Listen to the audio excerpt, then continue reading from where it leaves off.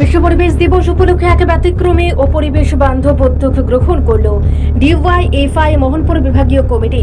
শুক্রবার স্থানীয় কালীবাজার এলাকায় সংগঠনের পক্ষ থেকে সাধারণ মানুষের মধ্যে বিভিন্ন প্রজাতির ফলদ বৃক্ষের চারা সম্পূর্ণ বিনামূল্যে বিতরণ করা হয়।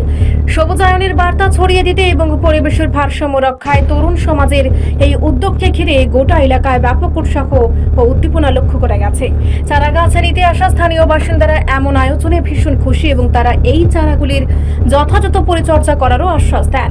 মোহনপুর বিভাগীয় কমিটির এই বিশেষ কর্মসূচিতে প্রধান আকর্ষণ হিসেবে উপস্থিত ছিলেন স্থানীয় বিধায়ক তথা ডিওয়াইএফআই এর বিভাগীয় সম্পাদক নয়ন সরকার। তিনি ছাড়াও অনুষ্ঠানে শামিল হয়ে পরিবেশ রক্ষার গুরুত্ব তুলে ধরেন বিভাগীয় কমিটির সভাপতি সুব্রত গোপ, রাজ্য কমিটির অন্যতম সদস্য বিক্রমজিৎ পাল এবং সিপিআইএম বাবুটিয়া অঞ্চল সম্পাদক পার্থ দাস। পরিবেশ সচেতনতা বৃদ্ধির এই মঞ্চে আরও উপস্থিত ছিলেন বিভাগীয় সম্পাদক মণ্ডলীর সদস্য সজল দাস ও পিঙ্কু দত্ত সহ অন্যান্য বিভাগীয় ও স্থানীয় স্তরের নেতৃত্ব এবং কর্মী সমর্থকরা।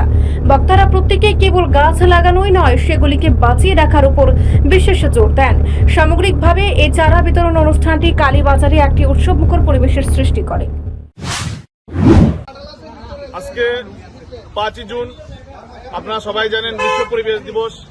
আমরা প্রতি বছরই ভারতের গণতান্ত্রিক যুব ফেডারেশনের উদ্যোগে বিভিন্ন জায়গাতে বৃক্ষরোপণ কর্মসূচি করে থাকি।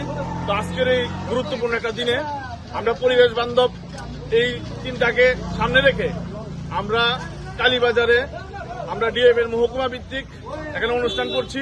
আমরা কালীবাজারে যারা আছেন এই এলাকাবাসীর মধ্যে আমরা চারা বিলি করছি, বিভিন্ন ফলের চারা।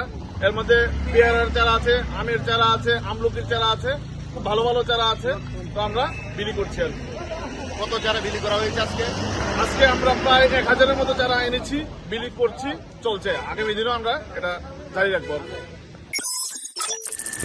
রিপোর্ট সংবাদ প্রতীক্ষা।